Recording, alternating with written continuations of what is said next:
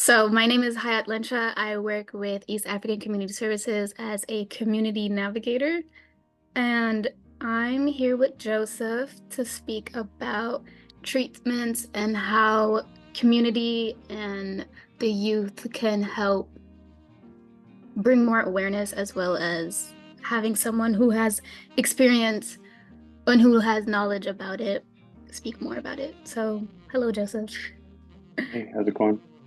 Good. Can you share a bit about your background and what has shaped your journey so far? Yeah. So I'm from Skyway. I'm from South Seattle. Basically born and raised. Both my parents are Ethiopian, so I come from like an Ethiopian background. That's kind of the culture that I was raised in. Went to like Lake Ridge Elementary School, which is kind of in the Skyway area. Then went to Dimmitt Middle School, and then went to Renton High School. Eventually ended up doing a running start. So I went to Bellevue College, like at the end of my high school career, basically. And then basically when I was young, I did sports and things like that. And I kind of got into like making music, like making beats and getting into photography and things like that. And, somewhere along the lines, I kind of, started hanging out with probably not the best crowd, the crowd that you would describe, you know what I'm saying? And one thing led to another, and probably when I was around the age, I want to say maybe 17, I kind of got exposed to like drugs and things like that. I was smoking weed a little bit before that. Like I said, just kind of being kind of a troublesome kid, basically, and that kind of went down kind of a bad path. But I basically went to treatment for a few months around the time that I was 18, and then kind of been on a good path since, pretty much. So we could speak a little bit more of that, kind of in like the future questions and stuff like that. But yeah, kind of ran cross country and track and did a bunch of things, and it was pretty much very high functioning. Went to UW as well. So that's a little bit about my background. That's cool. Yeah. Mhm. Um, and so how do you feel about treatments and healing in your experience? Like, what are your experiences been like with treatments or healing processes, and what emotions or thoughts do they evoke in you? I would say treatments. There's obviously many forms of treatment, whether that's going to like rehabilitation, or whether that's being on a spiritual journey, or a mix of the both. When it comes to healing, but in regards to emotions that it evokes in me, I would say me being on the other side of it now, I would say it definitely makes me proud of kind of the stuff that I've overcome and things like that. And I think ultimately a lot of things happen for a reason. And if you go through, I think, trouble sometimes, I think ultimately those things can help strengthen you and kind of your character. But I think treatment in general, it's difficult. I think when you're coming out of something that is hard, whether that be addiction, or whether it's any sort of life controlling issue that you might have struggled with, I think that it's difficult. But I think on the other side of it, especially if you have support and kind of a plan afterwards, I think that ultimately you're going to feel proud of yourself, and I think that it kind of gives you a strong foundation, I think, to move forward. If that makes sense. Yeah, well said. Um, the third question is, how can the community be involved in supporting those undergoing treatment? Like, what roles can friends, family, and the broader community play in providing support and encouragement? And I would add, because I also come from an Ethiopian background, and Hmm. I know that, especially in like Minnesota, in Minnesota, there's a really heavy presence of drug addiction amongst the East African community. I know about like the Somali community and stuff like that. And I know within the East African community, I can't really speak for any the others, but within the East African community, our people are really secretive and and our culture is really rooted in shame in a way. Hmm. And so I know that a lot of kids, a lot of people, youth and adults and whomever who are undergoing hard times have trouble asking for help and seeking help because within even your own family, some people don't feel comfortable speaking, and some parents don't feel comfortable speaking about any hardships that their children may face, or the family is facing because of how shameful it is. And so, how do you think, how do you suggest we approach that? Speaking like not only just to like everybody else, but like speaking from like an Ethiopian point of view, an East African point of view, how do you think Yeah. the community could do better in addressing these? Yeah. No, I've had this discussion before with people. Luckily I have a pretty solid support group around me, more so like my friends in particular that kind of helped me kind of get into treatment early on, and my family as well. But most of it was really kind of like my cousins who were a little bit younger, so who were kind of a little bit more detached to kind of some of that cultural shame that kind of comes from growing up back home and things like that, right? So I was lucky enough to kind of get out of my addiction at a young age. You know what I'm saying? So like pretty much right after high school, by the time I was 19, even a little before that, pretty much was out of my life. I'm 24 now, so like things have been really good now. Like I'm in a much better place now, and I'm probably in a lot of a better place now that I have went through the struggle. But in regards to addressing the part of our community that's like ashamed to address those things. The thing is, especially when it comes to addiction, it's just funny you say that. I'm from Seattle. I'm currently in Minneapolis, so I'm in Minnesota for work right now. I've been here for like the whole summer. So, and I've worked in recovery too myself. Not only have I been through it, I've worked in it. For like a year and a half as a recovery coach. So, the thing is there's not a lot of East Africans who even come through treatment in general, just because I think there's a stigma just about addiction in general, and it not wanting to be talked about. And the thing is, you asked my opinion on it. I think it's something that's hard to address. I mean, I'm first generation, Ethiopian. Like my parents both were born in Ethiopia, and I was, their first child, and me and my brother were both to be first born here in the United States. So I think I kind of have a little bit more of a privilege being exposed and I guess, having a little bit more education on certain things. But I think the one thing people need to realize is you need to kind of be open. You kind of need to be the opposite of the way things are, if that makes sense. Instead of being secretive to certain things, like you kind of need that support in order to make it through those certain things, right? So if you kind of keep stuff in the closet and don't talk about it, it's really not gonna. It's counterintuitive, Mhm. basically. I agree. Because I think like the whole addiction within our community as well as the gun violence goes hand in hand because I genuinely believe it's rooted in shame in a way. Like shame plays a very, very big part in it because in Seattle, like the gun violence amongst our people has insanely skyrocketed in the past like decade because I grew up in the Yesser community back in like 2005, 2006. And so seeing how it's affected our people throughout the years and how heavily influenced the youth are and how everything's connected, it's really Hmm. it's kind of heartbreaking to see how it continues to happen every single summer.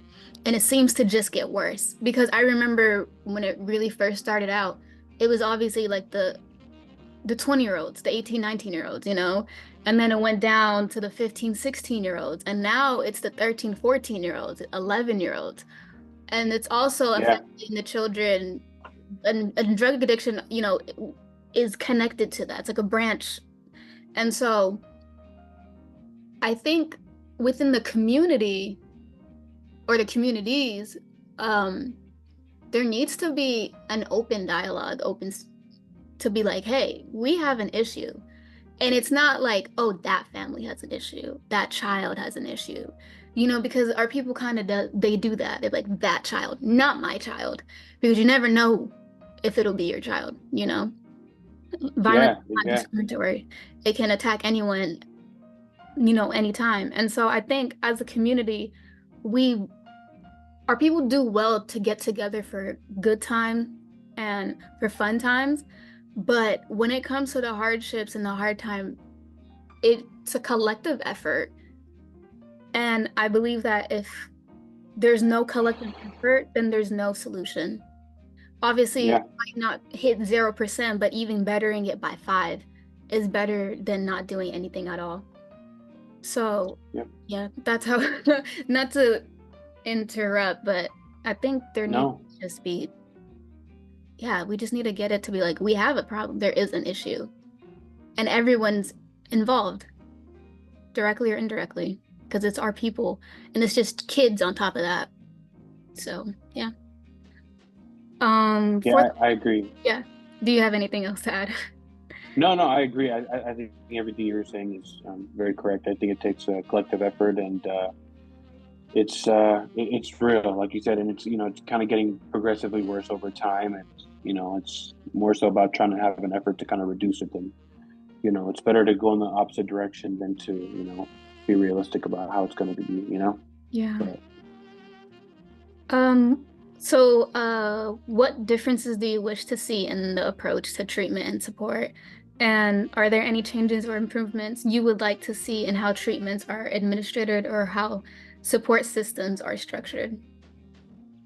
yeah, I would say, to be completely honest with you, and I think this is like pretty like kind of universal when it comes to a lot of treatment programs. I mean, I've been exposed to a lot. I've volunteered for a few and have talked to people that have been involved in a few. So, like, I think like an issue I see a lot of the times, and it's not all every single time, but it's common, is the treatment. Usually, the treatment programs in place have like a good time, like getting people sober and and stuff like that when they're in the program and being healthy. But the issue usually is when people are going back into, you know, the community and kind of leaving treatment, going back to their families, going back to, trying to move towards whatever, whether it's towards school or a career, whatever the case is. Usually there's usually not a good plan because it's hard just living in general. You know what I'm saying? People struggle with mental health. It's tough out here, and rent's expensive, XYZ, right? But I think in general, I think like having like an aftercare plan is usually a weak point. And I think that is just it's hard in general, but I think in treatment that's like a big change. I think that's an area to definitely focus on, and so that people when they finish going through these programs, it doesn't have to even just be addiction necessarily, even whether it's mental health, because that's an uprise too, and you don't really see that spoken on in the East African community either. So, but when people are done with these things, because sometimes people need an intervention from whether it's their job or whatever. Sometimes people need to put things on pause and go seek the help they need. But when they're done getting that help, what does it look like for them transitioning back into that? And that includes like their community and their family and their friends and the people around them. So I think that that's like a really big. I think other people who've worked kind of in that field can speak to it. I don't no longer work kind of in tech now, but after I went through it, I felt just because I had the experience, it would make sense to kind of volunteer and give back and kind of work in that. So that's kind of the thing that I saw, at least, if that makes sense. It's just kind of like, what does aftercare look like? How do we kind of get people transitioning back into kind of moving forward? Because really, ultimately, like the plan is, the goal is really to overcome these issues and really to kind of become the best version of yourself, right? That's the end goal. So, yeah, that's my answer to that. It's a good answer. Yeah. Because I think, when you get accustomed to certain, just, the way, like when you live your life a certain way and then you change it for the better, it's like you don't know, like, how do I start off with the right foot to make sure I don't slip into the cracks, or how can I identify the cracks? Because I agree that sometimes people are just pushed back into society, and it's kind of even, I feel like it'd be harder because it's like when the thing that used to make me feel better about having to be a part of this, I can't do that because I know it's not good for me, but it's like, how can I create something, or, how can I do better while being able to identify what caused me to partake in activities I shouldn't have? Yeah, I did. Exactly. Yeah. How can the public be more involved in making a positive impact, and what steps can the general public take to become more actively engaged in helping and supporting those in need? I would say in general, kind of along the theme of what we've been talking about, it's kind of just people need to be, I think, more aware and willing to, I think, be open to talk about these things. It needs to be open dialogue, and I mean, because like you said, you were even talking about like the gun violence and stuff like that as well. It's that's also affecting people in the community as well. People, by way of that, subsequently get felonies, and then now they, closes doors for them, and people don't know how to navigate and stuff. So I think ultimately it just ties back to the community always, right? It just comes back to people, working, in a concerted effort to kind of address these things and be open and kind of come together to talk about solutions to these problems. I agree. What stigmas are you willing to share, and how do you feel about them? Are there any particular stigmas you've encountered that you're comfortable discussing, and what are your feelings or experiences related to them? Yeah, I would say the stigmas, there's kind of like some of the things that we discussed earlier, is kind of like, at least in the East African community, or even in general, really, but especially in the East African community, we see it. It's like a black sheep, to someone who struggles with that sort of stuff. They kind of don't want to talk about it, keep it kind of a secret, and I've seen it. What I'm saying, I've heard about it and stuff like that, and it's even with mental health too. You know what I'm saying? Like that, it's like a something that's like it's something we don't want to talk about. It's embarrassing, So we might as well kind of hide that. So I think those sort of stigmas really do. They're counterintuitive. Like what I'm saying, they don't really help. If anything, they make the problem worse. So I think that's really a big stigma, a very common one. And I think it's, once again, it's not part of the solution, right? So I think if you're not really a part of the solution in that sense, you're part of the problem. I I agree because I think within our people, I think it's really a taboo, whether it's mental health, whether it's drugs, whether it's violence, whatever it can be. It's really a taboo, especially amongst the older generations, the people who our parents who are from, who didn't have to grow up where it's kind of like the norm for us, where like we hear about drugs and we hear about, gangs and gun violence or whatnot, and we're just like, oh yeah, that's regular. But for them, it's like they've never heard of these things. Like this stuff is like, oh no, that's not our culture. That's not our people. And so it Mm-hmm. does become somebody in our communities who unfortunately experiences these things, they don't know how to address it. And so I guess this would tie into the next question, which is what can youth do to help make a difference in the community and support those in need? And what advice would you give to young people who want to contribute positively and make a meaningful impact? I would say, like for me at least, volunteering has done a big, like at least, thing for me. At least, it's helping out people. Like there's a lot of programs that I'm saying. A lot of these programs that are trying to help people are not necessarily just funded, by just big business or whatever, right? A lot of these are nonprofits and stuff, and they can always use help and stuff. So I lived in Portland for a time, and volunteered and kind of worked for a facility there, and just kind of working with homeless people. And what I'm saying, and you kind of get to not only homeless people, but just specifically with homeless people in that particular instance, kind of opened my eyes a lot to, there's a lot of people that they're just like missing the bills and missing rent and being evicted and a couple bad decisions away from being homeless or whatever the case is, right? But I think in general, what the youth can do as far as advice for that sort of stuff is you really have to, when it comes to being young, it's like it really comes down to what's popular. Like, what I'm saying? Like you got to fit in. Like, what do you do or say to fit in? So it's really realizing that there's some instances where you're going to have to choose to kind of not, to not partake in certain things or whatever the case is. And I think a lot of that kind of is easier said than done. But I think all that too is also comes with educating the youth too, and kind of, if they're going to do certain things, kind of educating them, and so they know, the risks of partaking in certain stuff, like not even in drugs necessarily, even when it comes to crime, they're going to do X, Y, and Z. Like, here's what could happen if you do it. Like, you're going to be in jail for this long. You're going to close these doors because you'll be a felon. All that sort of stuff. Mm. And then I would, going back to the youth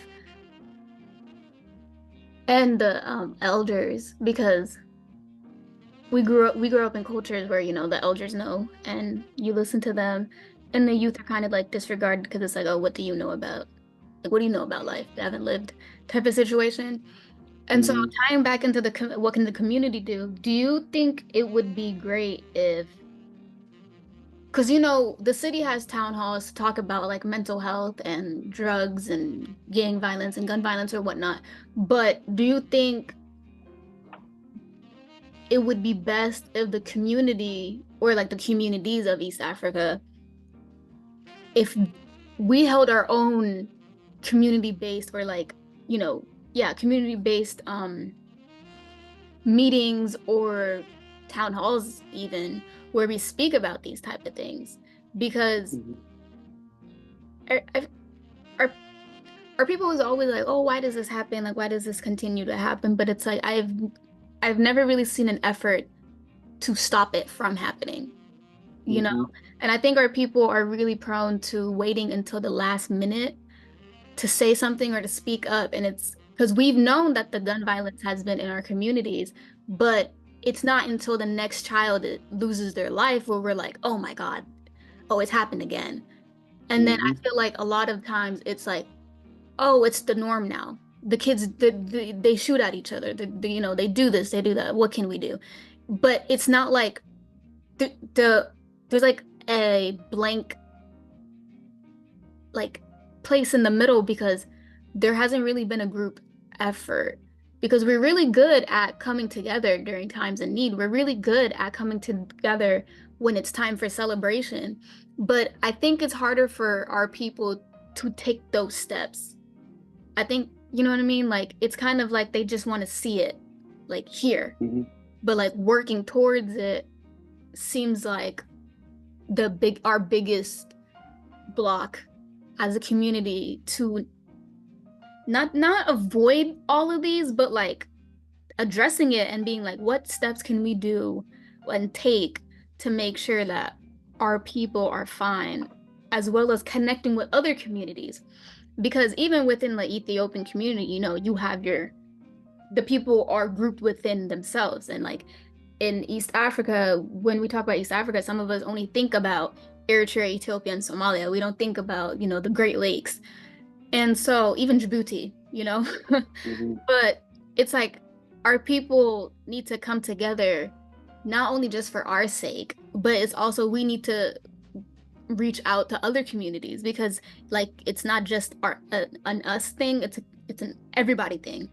But Yeah. it's what effort, like efforts need to be made, but it's like how do we bridge the gap between the youth and the elders, since there is a cultural difference, there's a generational difference, there's you know some aren't as exposed to certain things than others are. So it's like, how do we bridge that gap between all of us?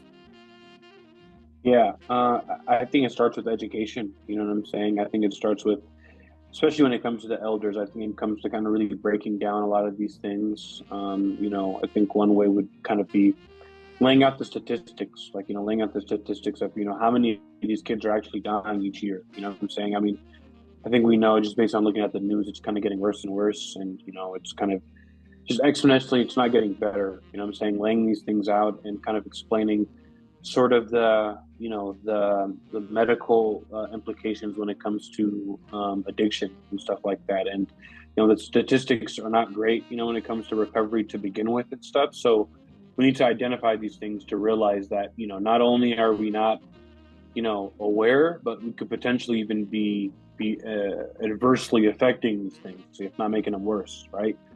So I think with those sorts of education and stuff like that, there's, whether it's there's the language barrier, there's an education barrier in some instances. It's really kind of coming to bridge that gap of our culture, right? And kind of being able to come in as a community to explain and educate, because with those things, if we don't have an understanding to begin with, I don't think we'll be able to come to a solution, you know? Yeah. Um, yeah. Well, hopefully, hopefully Yeah. we're able to take the first step in a way as a community, as individuals who are aware of this. and being able to have our elders and the people in our communities be able to be more comfortable in speaking up and speaking out and being able to come together to say, hey, we may come from, different backgrounds or whatnot, but we all face the same problem. And our kids are affected very heavily because regardless of the communities, children are very cared for and Hmm. we do our best to look after them, but it's like I think now it's like it there needs to be a very collective effort to look out for the kids because every child is our child at this point because you never know. Even the good kids and the ones you never thought they don't have Hmm. to participate, they can still be a victim.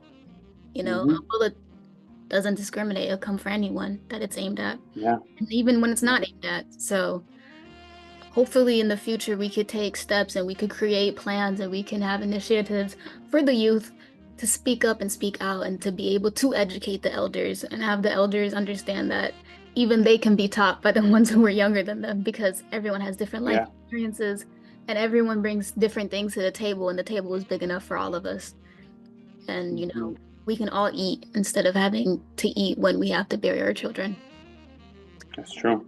So I thank you for your time. I thank you for your insight. I thank you for the great things that you've spoken about and how your experience has shaped you, as well as, helped you through your difficulties, but also helping others through theirs. And so hopefully we can connect together in the future to see how we can better the East African community, not just in Seattle, but in, all around America where we have heavy populations such as Minnesota, Atlanta, DC, even in Hmm. California. So I Okay. thank you for your time. Yeah. And Thank you. yeah, Thank you for having me.